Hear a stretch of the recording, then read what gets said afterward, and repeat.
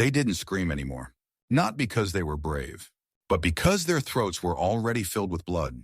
The wind moved lazily through the blackened trees of Wallachia, where the forest no longer grew leaves but bodies. Thousands of them, hoisted on stakes, twitching, rotting, groaning with flies nesting in their mouths. The air stank of iron and pus. Stray dogs gnawed at whatever fell off the wood. Rib cages, eyelids. They called it the Forest of the Impaled, a welcome message carved into flesh. At the center of this obscene garden stood a throne of dark oak, splattered in dried brown, and seated upon it, a man with eyes like a dead hawk, calm, still, watching his kingdom rot in perfect silence. This was no peasant butcher. This was a prince, Vlad III of Wallachia, known to some as a national hero, known to most as Vlad the Impaler. He was not born a monster, not at first. Born in 1431 in Transylvania, Vlad was the son of Vlad II Dracula, a nobleman tied to the chivalric Order of the Dragon. His childhood was stolen early held hostage by the Ottoman Empire, where he learned cruelty not through fantasy, but practice. He returned to Wallachia not as a boy but as something else, something colder. His early reign was marked by political ambition, strategic cunning, and sharp intellect. He was feared, yes, but respected, even admired. Enemies at the border fell quickly, and crime within his cities nearly vanished, because punishment was swift and spectacular. But it wasn't just criminals who suffered. It wasn't just soldiers or rebels. It was the slaves. Wallachia in the 15th century was soaked in slavery. The Roma, often captured in raids or born into bondage, were the labor class. They cooked, they cleaned, they dug, they bled. Some were prisoners of war. Others were simply poor souls in the wrong place at the wrong time. To Vlad, these were not people. They were property, and property that disobeyed was to be punished. Not just for justice, for terror. He didn't just want order. He wanted obedience carved into bone. Stories spread, quiet at first, then louder. A thief caught stealing bread had his hands boiled until the skin sloughed off like wet fabric. A woman accused of adultery had her lover's genitals sewn into her mouth before both were set alight. A Roma man who tried to escape lost both feet, and then his ears, and then his eyes. He was left alive for 2 days, crawling in circles until death finally pitied him. But no tale was more gruesome or more common than impalement. Long, sharpened wooden stakes, oiled to reduce friction, were driven through the victim's lower body. Sometimes the rectum, sometimes the vagina, sometimes the stomach. The spike would rise, slowly, piercing organs without killing immediately. The goal was not execution. The goal was agony. Some lived for hours, others for days. They twisted on the stakes like worms on hooks, while birds pecked at their eyes. Vlad watched them often while dining. He believed the screams were a kind of music, a reminder that pain was not just punishment, it was policy. The contradiction could not be ignored. Here was a man who defended his homeland against invading Turks, who strengthened his rule through discipline and law, yet behind that polished title of voivode was something unholy, something broken. What kind of man feeds fear like wine to his people? What kind of prince builds a nation not on justice, but on corpses? How did Vlad the ruler become Vlad the executioner? But everything changed. It began with a cough. Just a cough, soft, unnoticed. But it returned each night, dry, wet, bloodied. Soon his breath stank of decay, like something had already begun rotting inside his lungs. His skin turned pale. His nails darkened. He'd stare at his fingers for hours, watching them tremble. They said he never slept, or if he did, he woke up screaming. By the late 1450s, Vlad had changed. He was no longer simply cruel, he was unhinged. He trusted no one. His own advisors were kept in line through torture or terror. Food tasters dropped dead within days. Couriers had their tongues torn out if they brought bad news. His castle grew quieter and colder. Visitors recalled the stench of burning fat drifting from the dungeons even during feasts. The slaves, once beaten, were now butchered for spectacle. Punishment was no longer about justice, it became performance. Those who slowed their work were nailed to walls by their hands. Women who wept too loudly during executions had their lips sliced open to make more room for grief. Old men who prayed for mercy were blinded and thrown into pig pens, where animals chewed their limbs slowly, mistaking them for rotten roots. Vlad didn't watch these acts from afar. He stood among them, stoic, detached. Sometimes he gave instructions. Sometimes he smiled. One of the most chilling accounts tells of a slave who dropped a golden plate at Vlad's table. The prince paused, said nothing, then calmly ordered the man's hands to be boiled in oil, still attached to his body. The slave screamed until he passed out, his flesh blistering and melting like wax. Vlad kept eating. No one else dared drop anything again. Then came the symbolic horrors, a new language of control. His soldiers carried crowns made of thorns that they would force onto the heads of captured rebels, twisting until blood ran down their eyes. He built wooden horses, not to ride but to strap Roma slaves onto, then flay them as if they were animals. He created pits lined with stakes into which disobedient servants were dropped alive.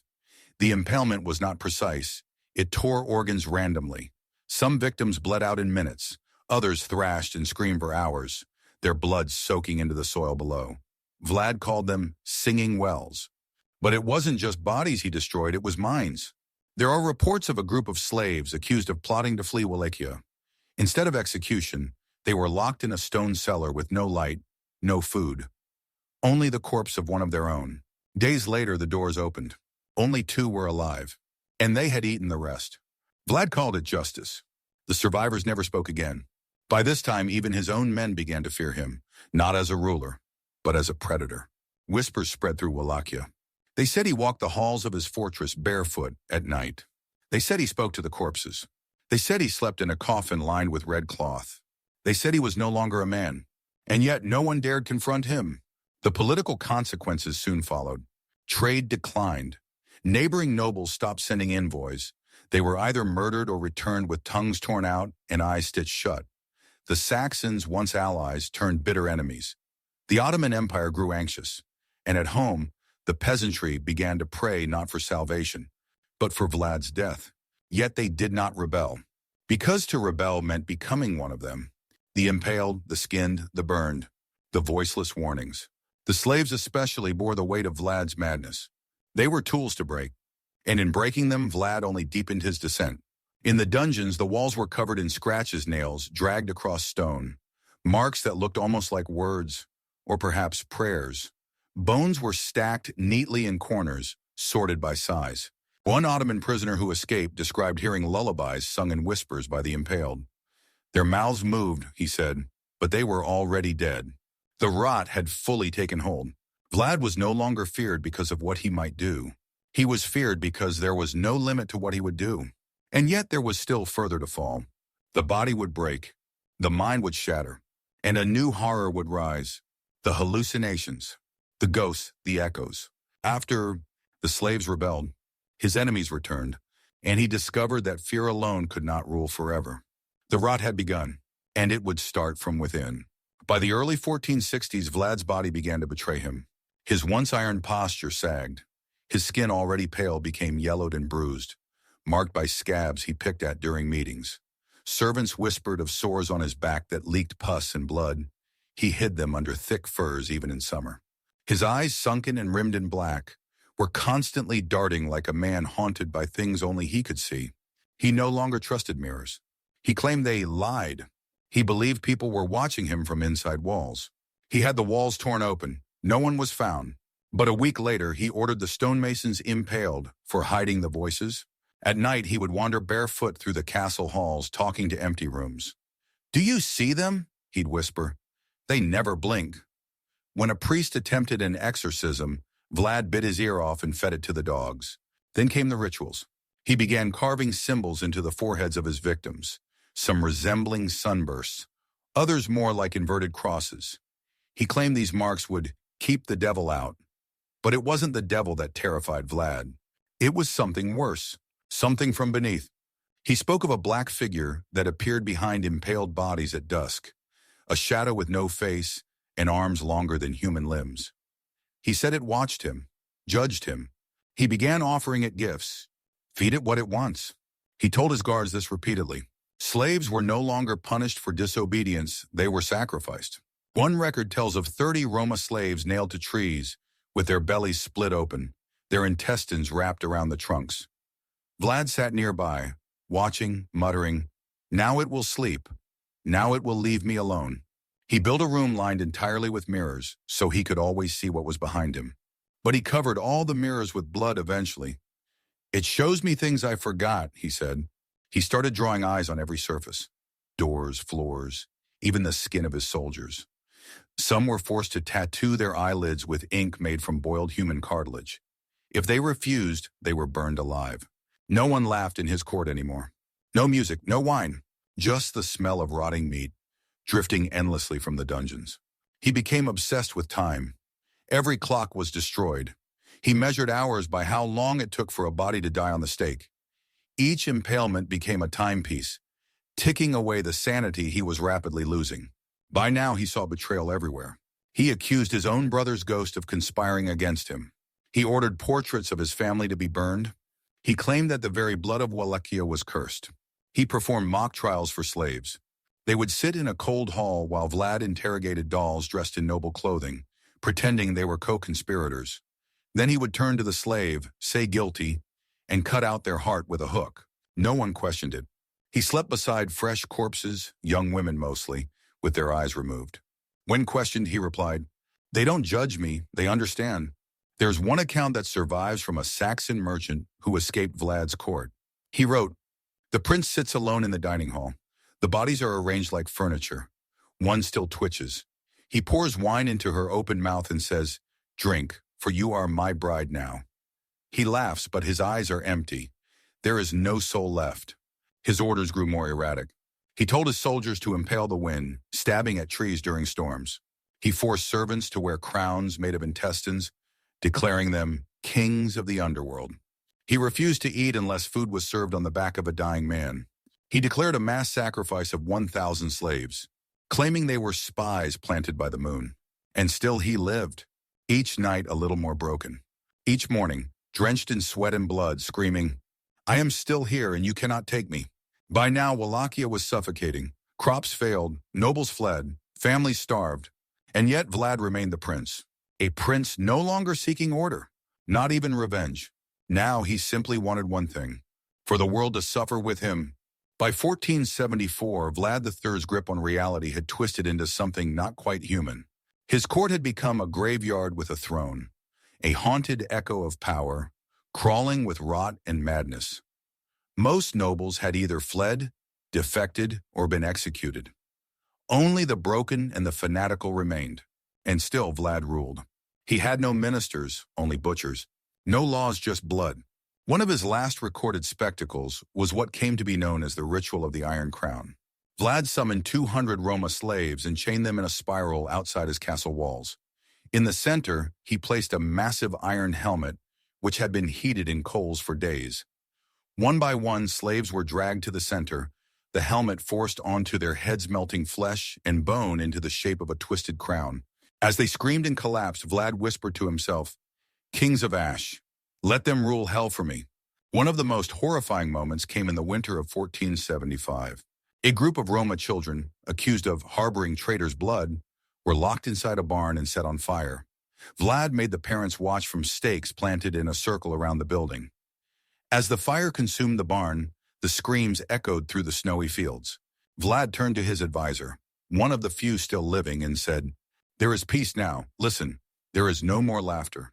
By now, Vlad had turned execution into art. Outside the capital of Târgoviște, he commissioned a forest of impalement that stretched for nearly a mile. Over 10,000 bodies were displayed: slaves, rebels, criminals, lovers, priests, even children.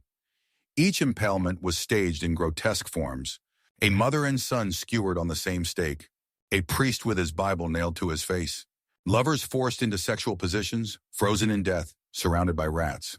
Crows circled the air, wolves fed at the base. The air stank of filth, rot, and divine abandonment. One Ottoman envoy reported, "Even the horses refused to enter. The men vomited. And yet the prince stood smiling, arms outstretched, as if welcoming us to his kingdom of hell." But even monsters bleed.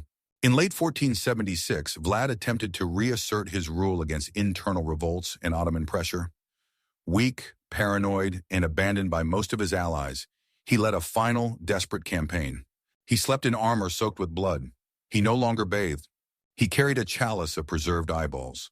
A reminder, he said, that all who see me must fear me. Then one cold morning near Snagov, Vlad vanished. Some claim he was ambushed by his own men. Others believe he walked alone into the woods and never returned, that the forest took him. That something else did. Months later, a head believed to be Vlad's was delivered to Sultan Mehmed II, pickled in honey. But the body was never recovered. Legends say it was buried at Snagov Monastery. Others say it was never buried at all. Locals tell stories of screams in the night by the lake, of blood appearing on the monastery floor every full moon, of a shadow with a crooked crown seen watching travelers from between the trees. Vlad's death didn't end the suffering. Wallachia was shattered, its fields barren, its villages deserted, its roads lined with forgotten bones. Slaves, even after liberation, carried nightmares for generations. Some Roma families refused to speak his name, believing it would summon his spirit. But Vlad's memory didn't die. He became a symbol both of cruelty and of order. In Romanian folklore, he is both hero and demon. And far beyond the borders of Wallachia, his legend took on new forms. Centuries later, Bram Stoker would borrow Vlad's name, Dracula, and create a fictional vampire. But no fiction could match the truth. The real Vlad didn't need fangs. He didn't drink blood. He made you bleed, slowly, deliberately, while whispering sermons about purity and power. Some rulers are remembered for their empires, others for their conquests. But Vlad III left behind no golden monuments, no lineage, no sacred text. Only one thing, a fear that has lasted 500 years. And in the darkest places of Romania, in caves, forests, and ruins, some still say, he waits, not dead, just sleeping, listening for disobedience.